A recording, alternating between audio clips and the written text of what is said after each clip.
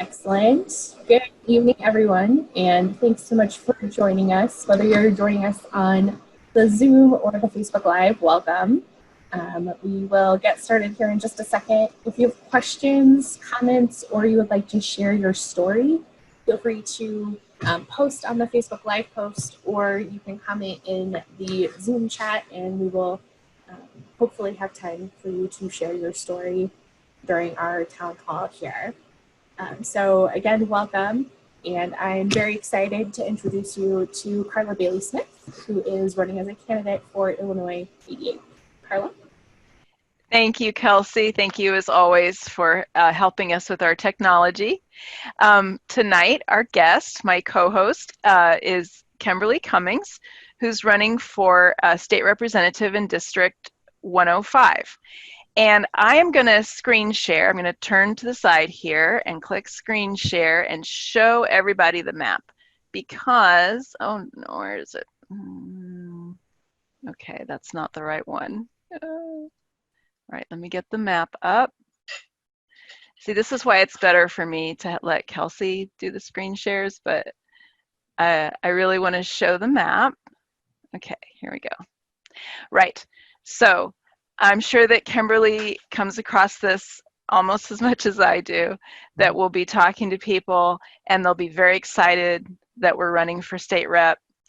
And then they realize that Bloomington Normal is split in half. So the blue area is Chemberly's district. So Chemberly has Normal and East Bloomington.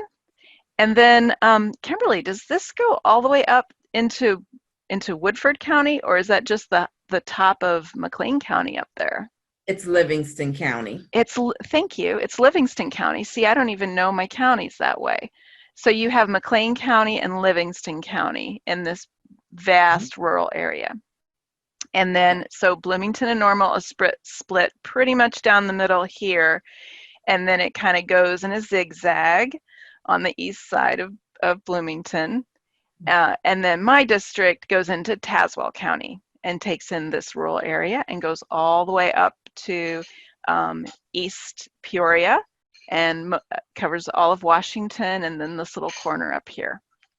So those are the differences between our district. And I just wanted to make sure people have a look at that map and see, because if you've been following me, I appreciate your support. But as we get closer to time to actually cast that ballot, I want everybody to know, if you live in that blue area of that map, then Chemberly Cummings is the person that you need to follow.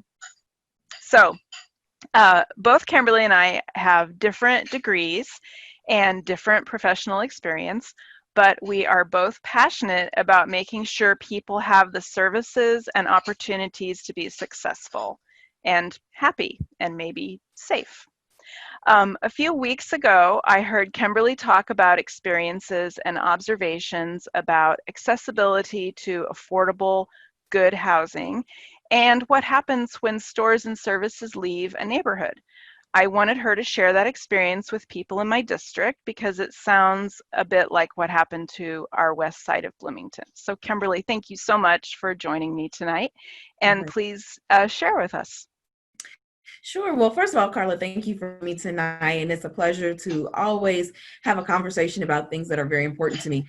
And one of them is housing. And so even with the work that I've done as a city council member has been around housing. One of the things I talk about on a consistent basis is the fact of us needing more equitable diverse housing.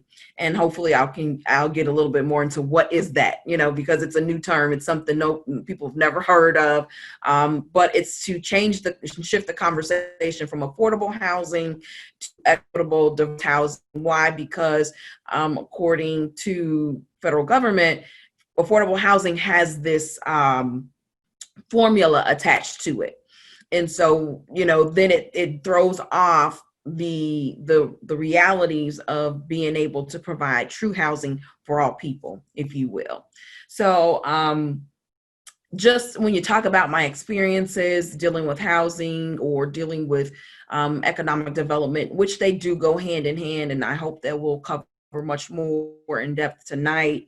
You know, growing up, we grew up renting, so understanding the impacts of what happens as a renter and getting caught in the cycle of being a renter and making it being very difficult to become a homeowner.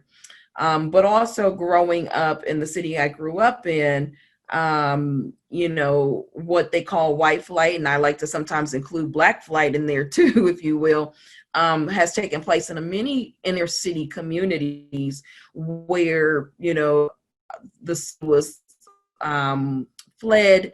And when that happens and home ownership, or people leave the community for whatever reason, especially in larger numbers, it has a significant impact on the economy. The businesses leave, and then after the businesses leave, then your hospitals leave, and you know, pharmacies and everything else that you have access to. Schools start closing.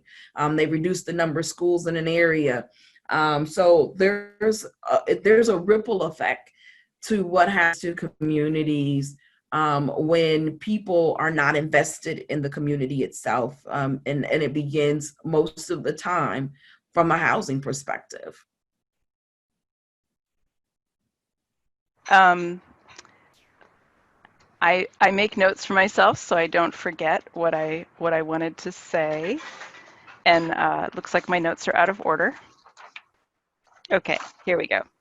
Right. So I just want to check if there's any questions or comments about Kimberly's opening statement. Thanks, Karla. No questions at this time. Okay. So something that I know affects our residents in Bloomington is our public transportation system and the ease with which they can get to the hospitals and medical centers. And I just wanted to say, you know, for myself, that I definitely support making sure that our communities have the adequate funding for public transportation and to improve public transportation.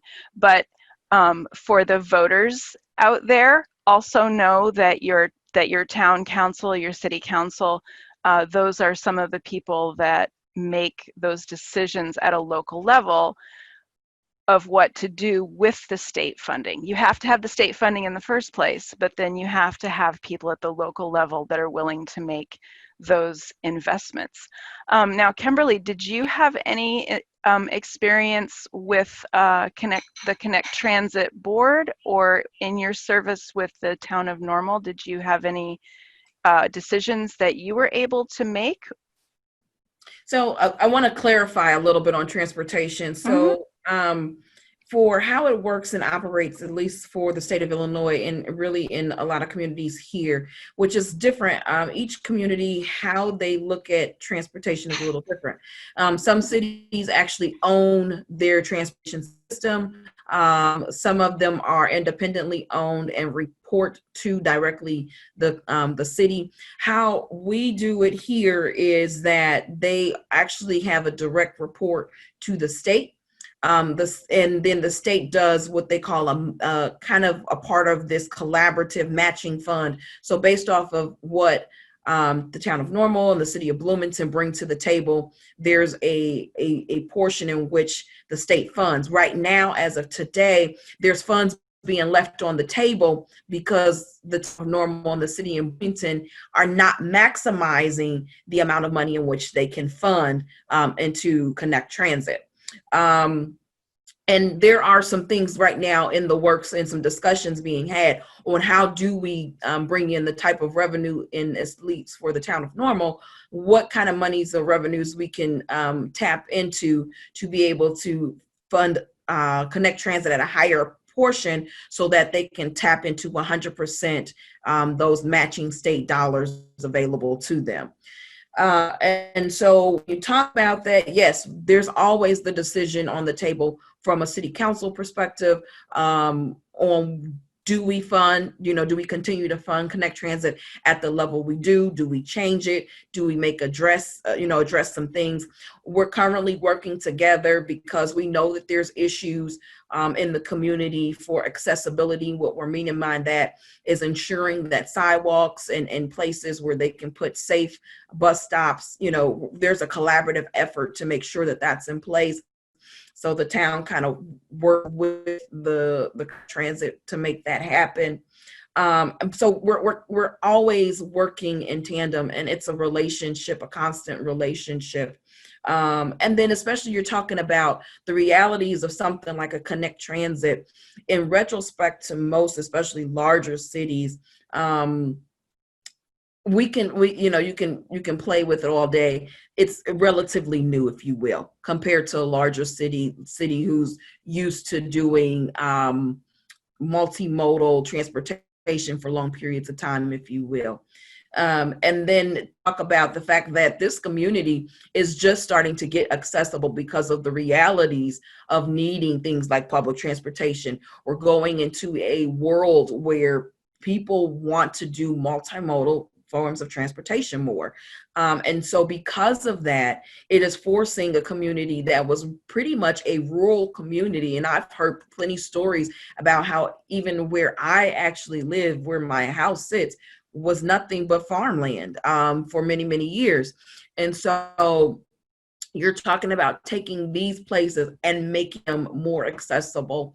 And so that is going to have to be worked out between both the town as well as Connect Transit to make sure that we are assisting them.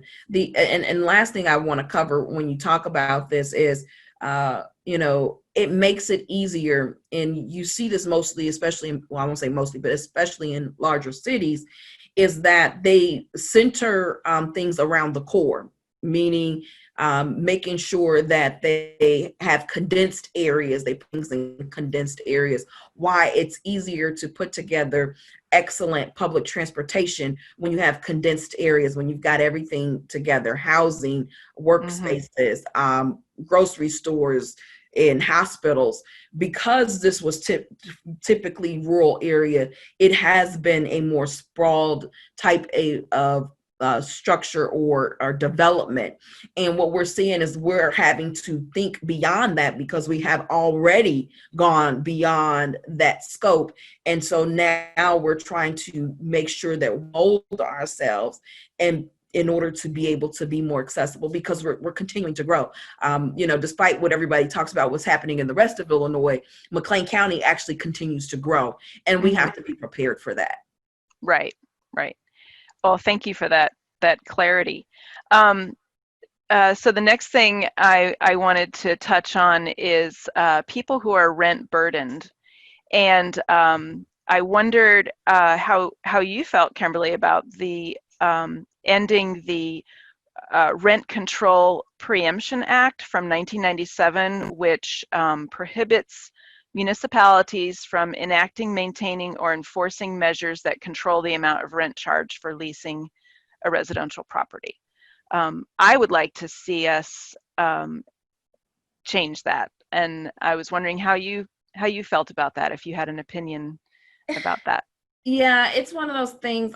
I don't know if I could say I have a distinctive opinion, if you will.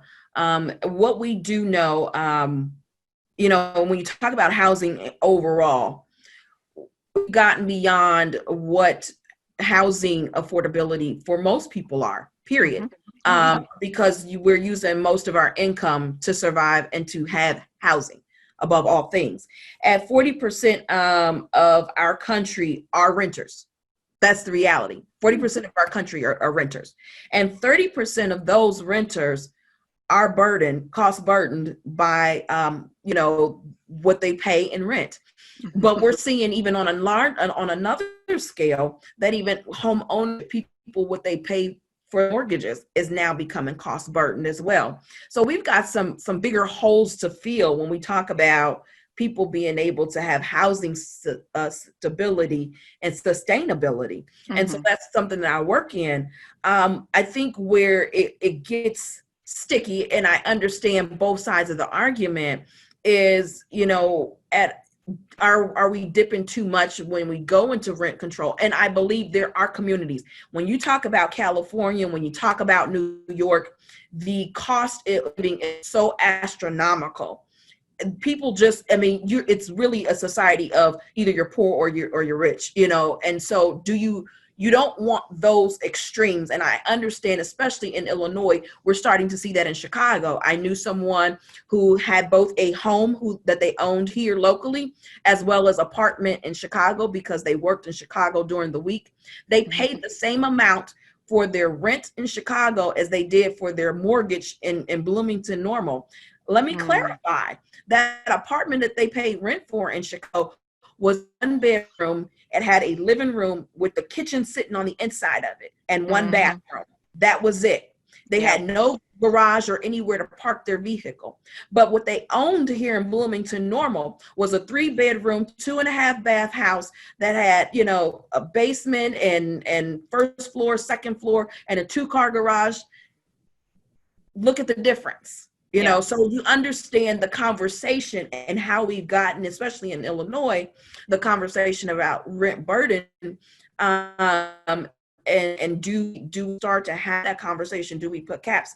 But I think it gets sticky, because as you get down to the lower half of the state, is it as much of an issue? Do we now then really start putting some measures in place that make businesses or developers reluctant to have multi-family housing, which also includes apartments? So it gets in a very gray area, and people like me who are conscious of both sides of that story, because the one thing that we need and we constantly talk about is there's got to be more multi-family housing. And and it doesn't necessarily have to be, you know, stacked high-rise apartments, but you're finding where people are, you know, we're coming into a place and time where people are no longer buying just big houses. They buy what they need, or they rent out what they need. They live for this season of their life. And because of that, we need to be able to accommodate that. You know, nobody's graduating from college and wanting to go buy a 3-bedroom home.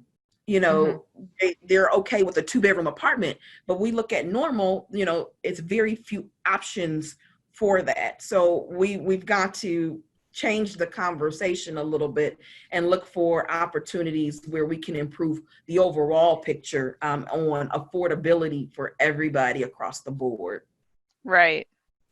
That's great. Thank you. So while we're talking about rent, I want to go ahead, Kelsey, if you could show us the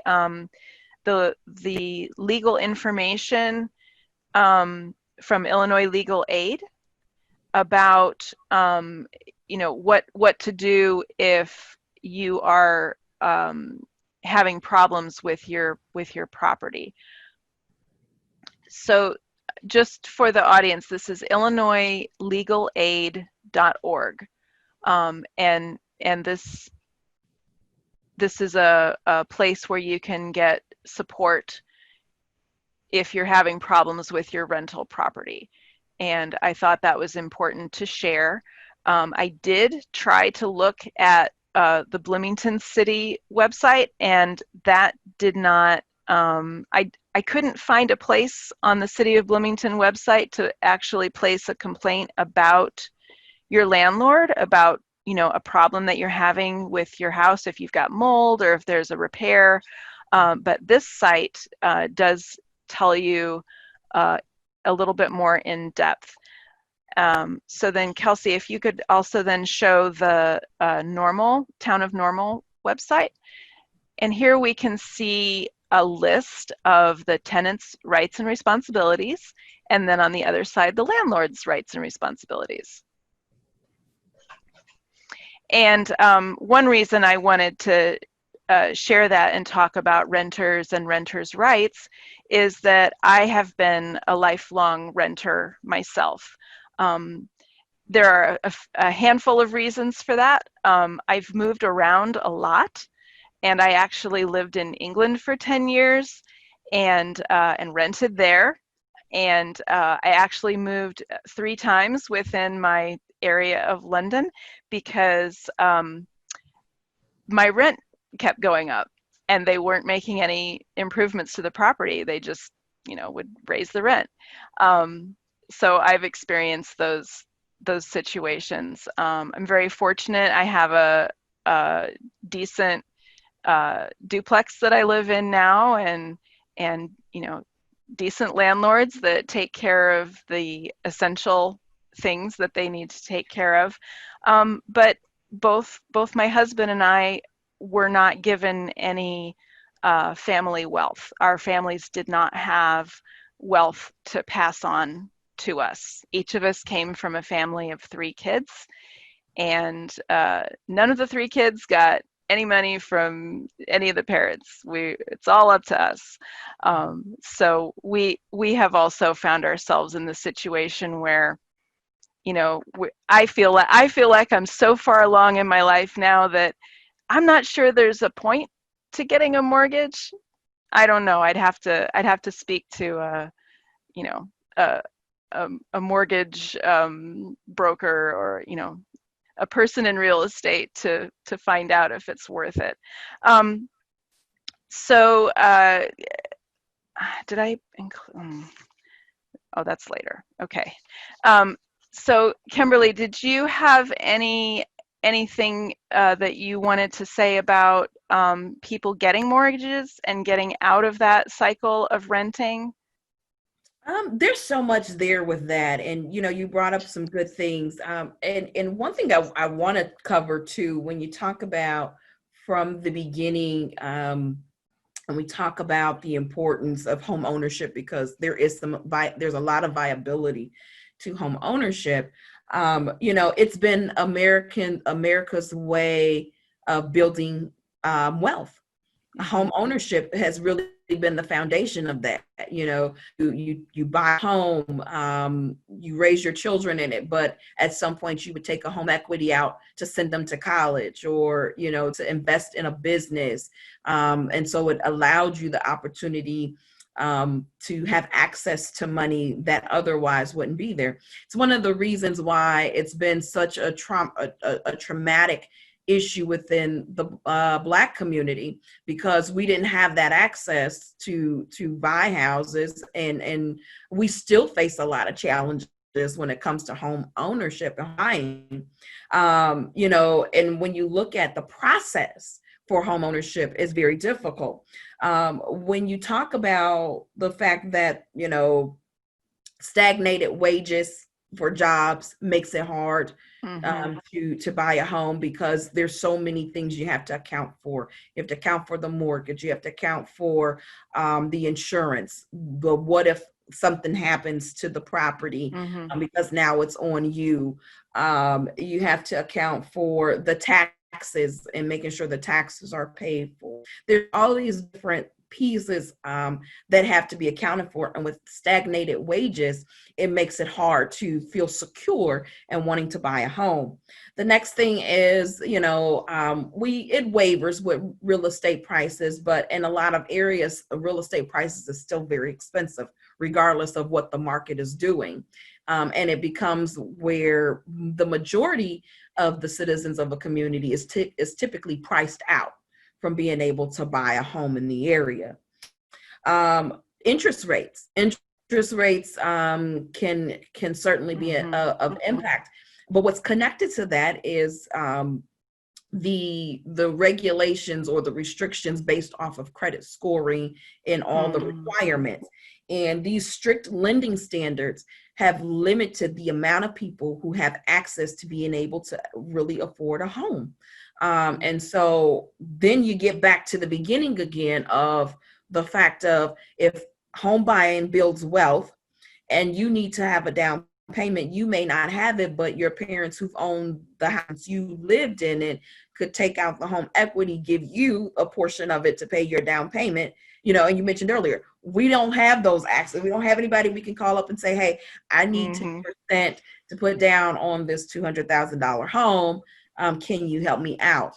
And so it's these pieces that come in place that make it very difficult. Many of us who grew up with financial hard straits and things like that, we tend to continue to experience it, or we don't get educated on financial health.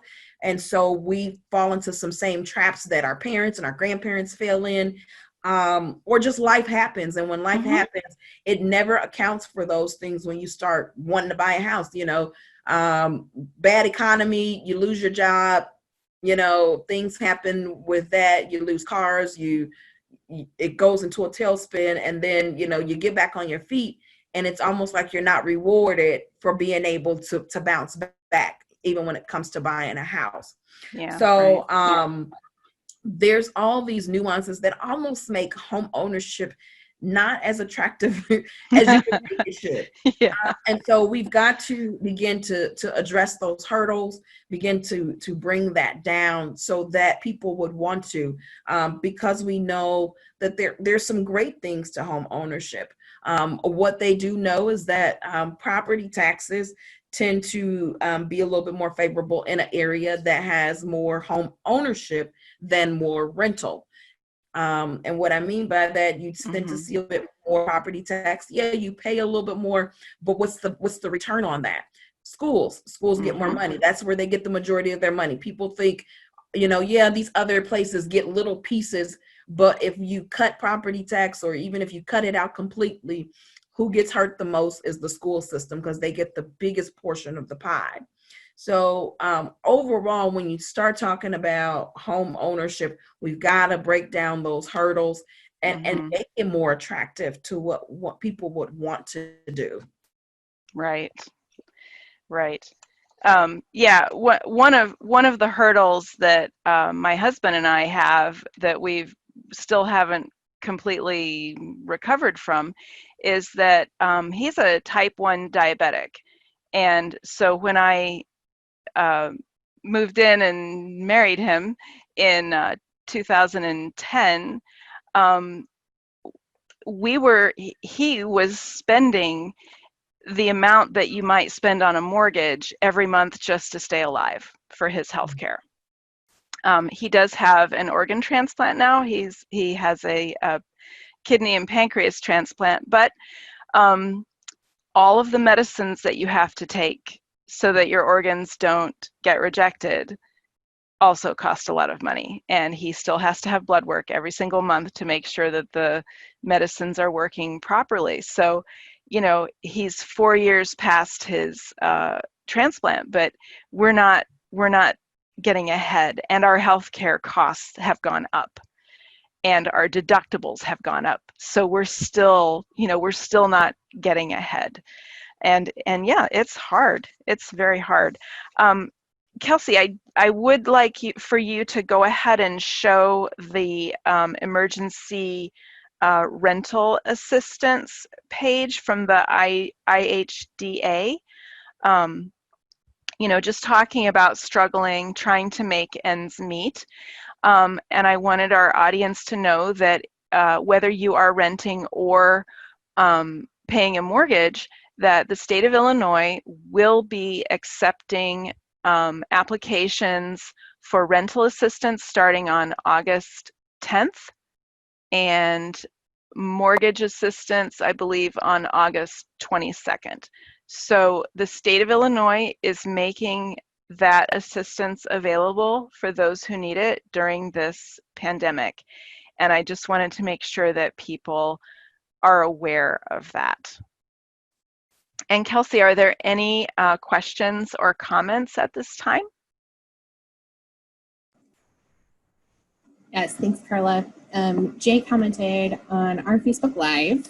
Hi, everyone.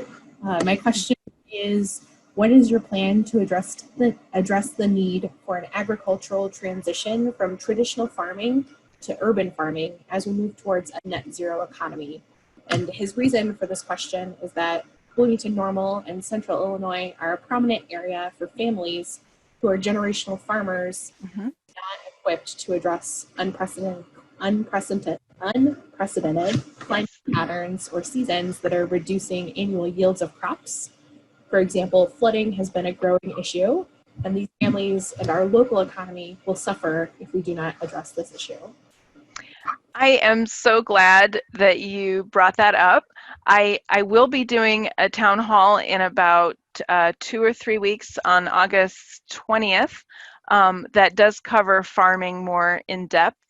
And I am very excited about the idea of encouraging urban farms and also changing our farming landscape and working with our farmers to make adaptations to deal with these extreme weather events that we're having.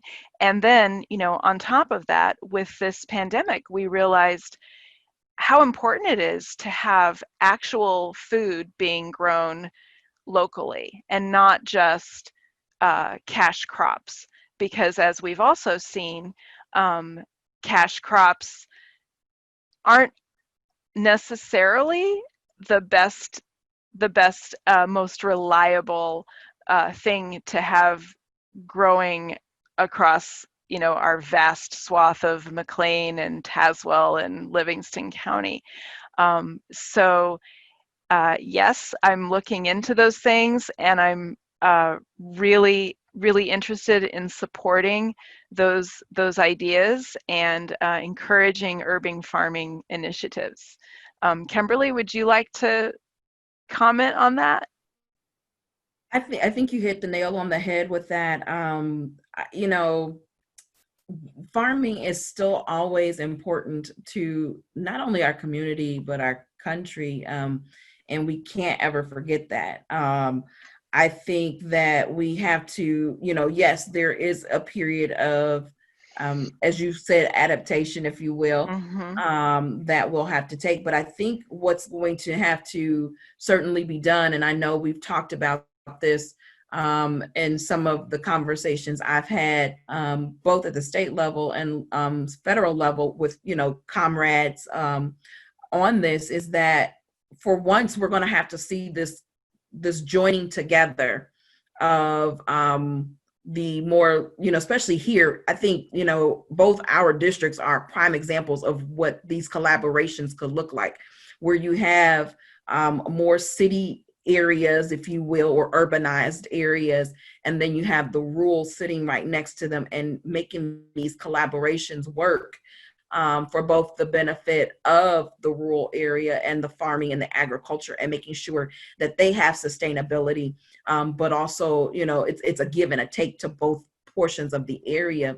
And so I think for so long, everyone has set siloed.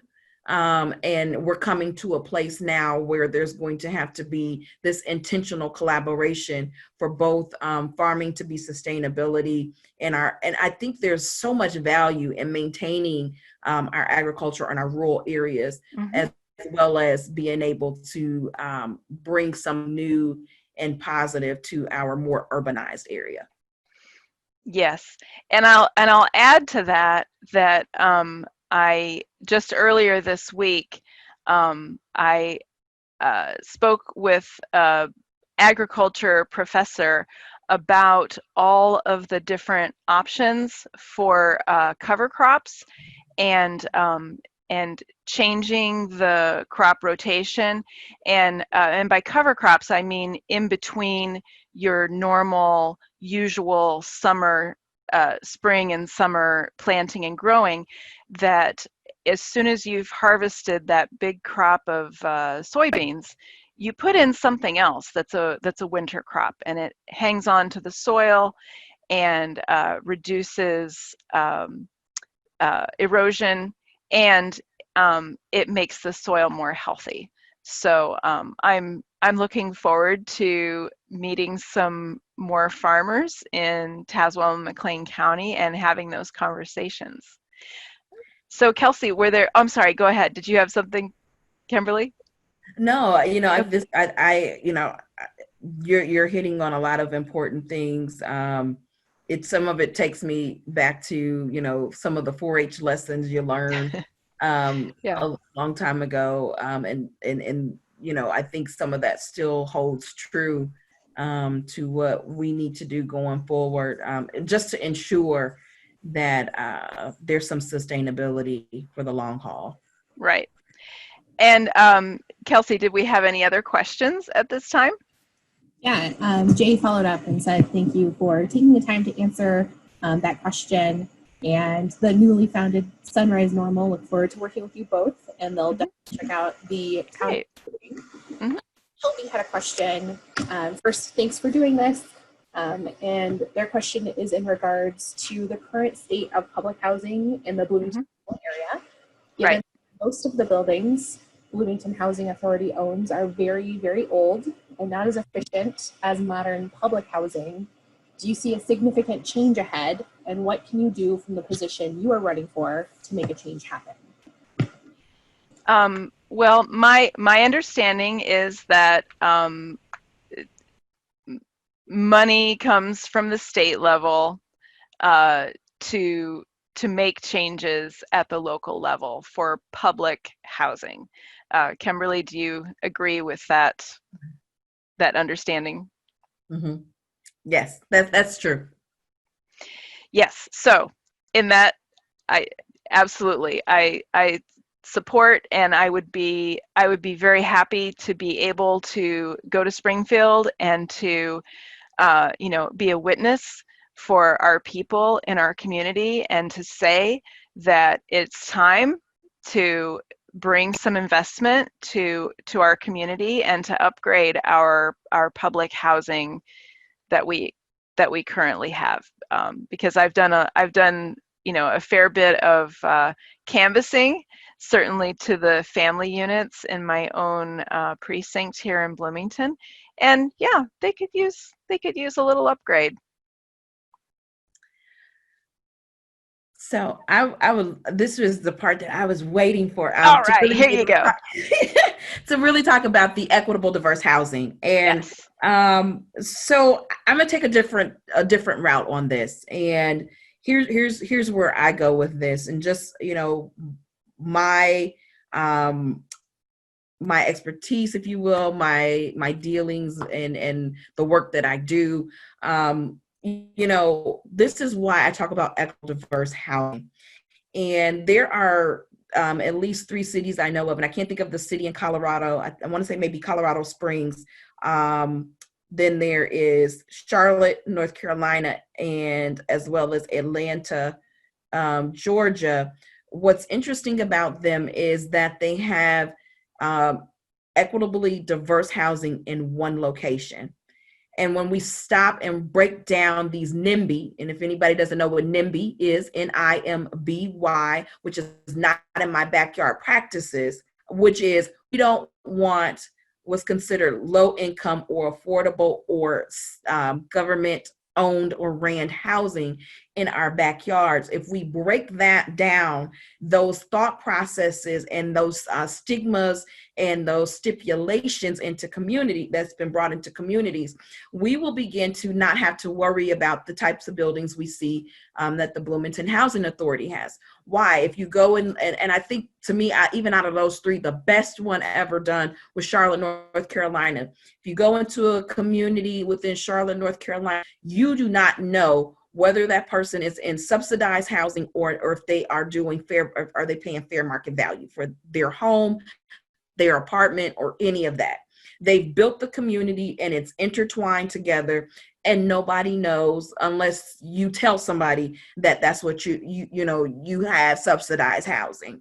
And so until we, once again we break down that NIMBY mindset, and start to really push forward how we develop in our communities, I think until then we're still going to all see these things where subsidized housing looks different.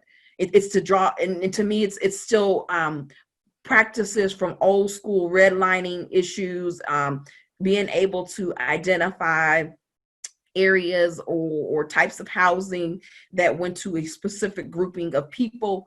And so we're still carrying on these bad legislation, bad practices, and we have to be forceful into pushing that forward. Where we come in is, in a sense, for how it's done. There's some things that the state can kind of put into place and to push that focus. A lot of it is dependent upon each community individually, and to drive the vision for what they see for their community and how they want developments done. Atlanta's been really good, where they say they tell a developer, if you're gonna build, housing in this area, 20% of it has to be, affordable, subsidized housing. And then, a community has to be that intentional, that mindful. Also, the other part of that is there is monies that come from the federal government, and HUD. And so until HUD is really ready to have a real conversation about how we change how we view housing and the importance of housing, how we label housing, how we fund housing, all those pieces come into play, and how we work to make sure that subsidized housing is, yes, it's still affordable, but it's beautiful. It's something everyone would live in no matter what. Right. And I think, your point about funding coming from the federal government, that's important to think about, because for the last 3.5 years, we haven't had somebody at the federal government level in housing and urban development who has really been engaged with the communities that need that support. Absolutely. Kelsey, are there any more questions at this time? Yeah, there was one more from Ryan, who asked, doesn't the farmers market bring a lot of farming product into the urban areas here in Bloomington normal? Yes, they do. I don't know if I need to expand on that, but yes, they do. I think one of Jay's questions was about urban farming, I believe, and encouraging people to, my understanding of that is encouraging people to use empty lots and grow more food on your own properties, and look at vertical farming. There's all kinds of exciting innovations, different ways that we can grow food that don't necessarily require a big patch of land.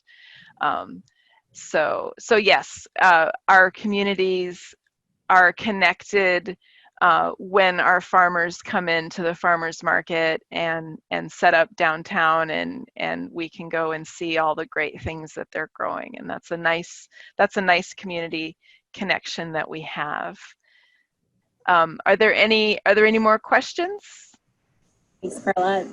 That's all for right now. Toby did say thanks for answering, and they really like the idea of new developments setting money aside for affordable housing, and they're hopeful that can work here too. Yes, I hope that it can. So now I wanted to just talk about a couple of situations that I'm aware of in Bloomington that I just wanted to comment on.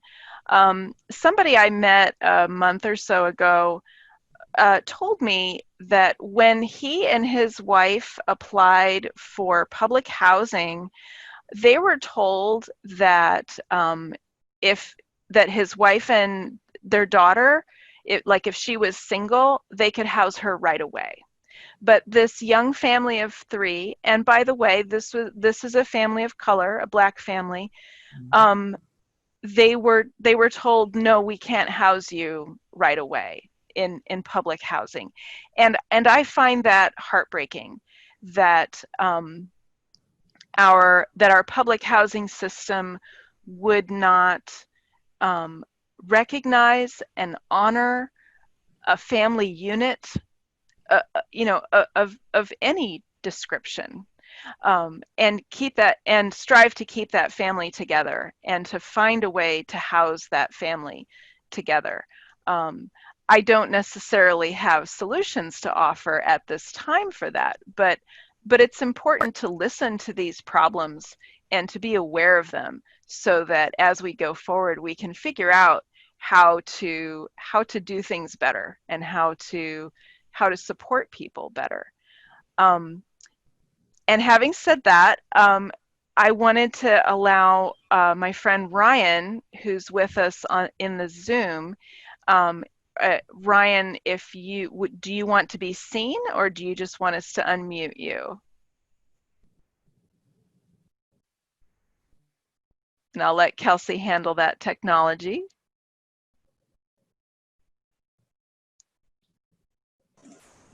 So Ryan, if you would like to be seen, you can now turn your camera on. If you would just like to be heard, you can feel free to unmute your microphone. Hi, Ryan. It's nice to see you. Unmute you as well here. There we go. Can you hear me now? We can hear you now. All right. All good. right. Thank you for joining us, Ryan. I asked Ryan to come on because he has a recent personal story to share about housing, and I believe very strongly in connecting people to policies and to hearing people's personal stories. So go ahead, Ryan. All right. So in June of this year, just last month actually, around the 16th, our landlord came around and told all the tenants in our building here that she was planning on selling the building and she's not renewing anyone's lease. So everyone had to be out by the 31st of July. Now, I was on a month-to-month lease when I moved in here 2 years ago, so I never really technically signed a lease because my roommate was already on the lease. Mm-hmm. And I am a disabled individual. I have epilepsy, and I was planning on moving out of here into public housing when my disability case was resolved. Well, due to this, I don't want to say eviction because I don't really technically consider it an eviction. Yeah, she's selling the building. It's not, it's not you didn't do anything wrong. She just Right. decided to sell the building. Right. So that just kind of pushed my plan ahead. Now, due to COVID-19, public housing is requiring people to make appointments to come in and apply for housing. I can understand that. The soonest they were able to get me in for that appointment was the 29th of June. Now, they did require me to have some paperwork to fill out, and since my dad has been paying a portion of my bills, he had to turn in a form. They needed 2 letters of recommendation from people I knew who owned businesses. I got those turned in. The letter from my dad, he mailed, and I'm going to check my phone here real quick because I want to make sure I get the time frame right. He mailed that to the intake coordinator at housing on the 10th of July. Mm-hmm. And she did not get it until the 17th of July. And that was the last piece of information that she needed to get me into the system and start processing my application. Now, the 31st is tomorrow, Right. but I was able to get an extension to April 4th because I've got a lot of stuff here and I needed to get it packed up and into storage. Now, my biggest concern has been for the past month that my time here is going to run out before housing can approve me and get me in somewhere. Right. Now, for the past year, since I lost my job at AFNI in 2019, in January of 2019, the city of Bloomington Township has been paying my rent for me because I had no other source of income. Mm-hmm.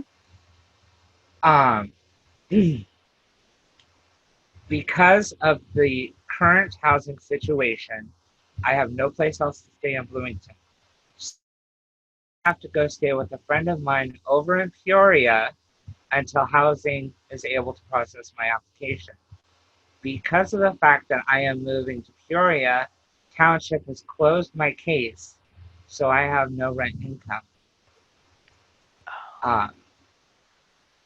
So I am going to be in north of Peoria. Actually, I'm going to be in Bradford, Illinois, staying with a friend of mine.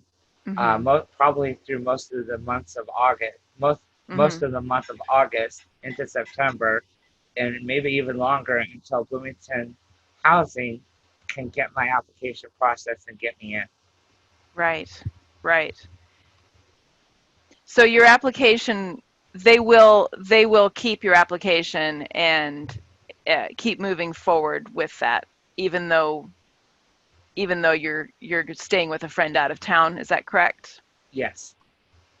Yeah. Well, thank you for sharing that. I'm not trying to put you on the spot, Kimberly, but if you had an observation to make about Ryan's situation, please feel free to do so. Well, his story is one that's not unheard of. These are things that happen all the time. Yeah, the pressure is a little even more so with having this COVID-19. But, we have to ask for more in the way services are being handled, and making sure that all people are being treated with the level of urgency as anyone else would have been. You can say that there's, more applications than or causing a workload that's unable to be managed. But we have to find a way to manage that. I mean, the reality is even on a city level, we have to look at what services are we providing, what type of service level do we want to provide, if we're saying we want to provide excellent services, and that should be across the board. The sad part is we live in, and I'll just say this as a whole, and the reality of it, we live in a society today who overlooks our social services until somebody needs them. And then they say, oh, it's been working like this. And you want to say, for somebody like me, who's known that it's worked like this my whole entire life, it's been working like this at least 40 years, and probably more. There's probably others who can say it's been broken from day one. And so we have to begin to hold them accountable. This is why I fight for social services and adequate funding, because without adequate funding, that means you got the right people in a position to be able to service people in a timely and effective manner. Because, your life is now impacted. And one thing about housing, when people have housing stability, it also impacts the economic mobility. It impacts your job stability and accessibility. So it actually inhibits you to be a continuous contributing factor to the community when you don't have stable housing. And so we've got to have this mindset to understand we are all interconnected. Every piece works together. And if one piece in the gear doesn't work, the whole machine will stop.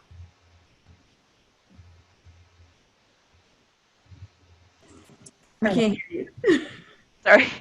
Thank you very much. And I'll be honest with my audience. I keep putting myself on mute because my son is washing the dishes, and it sounds pretty loud to me. I don't know if you can hear it, but it sounds pretty loud to me.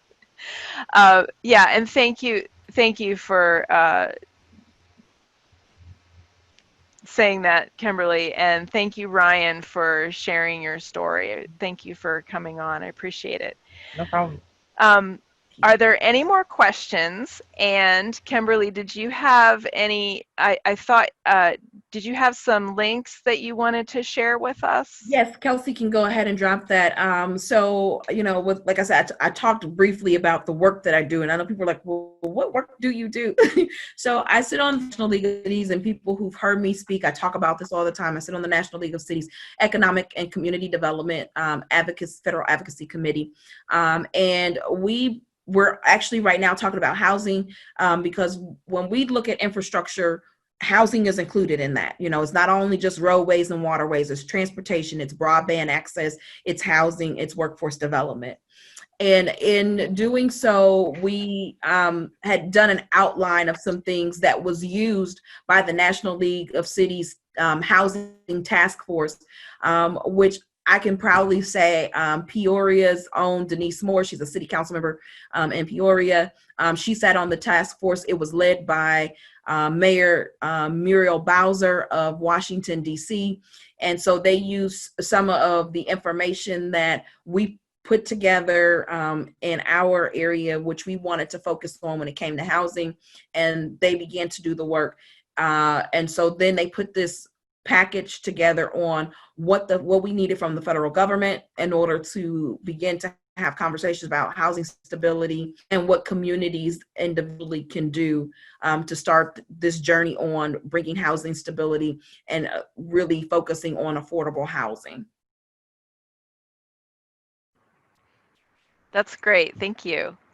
I'm just in awe. I love it. I know that Kimberly and I are, like I said at the beginning, we have different, different backgrounds, different degrees from school, and I just want to like give a pitch for both of us that it's important to have representation in Springfield for our communities from people of diverse backgrounds and with different skill levels and different passions. This work that you've done for housing, that is so exciting to me, and I really hope that we are able to elect you and that you can serve on a housing committee in Springfield and do this work at the state level. That would be so fantastic to have your skills and your experience in Springfield working with us and working for us. Thank you. That would be honored. I'd be honored.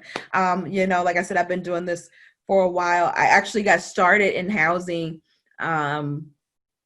when I did some advocacy work back in Cleveland with a grassroots group who were trying to help people out of these subprime lending mortgages and, keep their homes. People started when, the economy crashed, and it was brought up that people were paying way more than what their house was worth.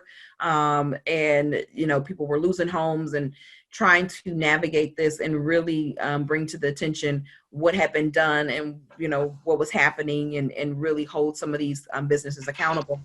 Coming from banking background, at the time I had been in banking as an assistant branch manager, helping to get people connected to get mortgages, Right. So you making that shift and really understanding the importance of housing, and then myself turning around, losing a job, knowing what it's like to have to now secure housing.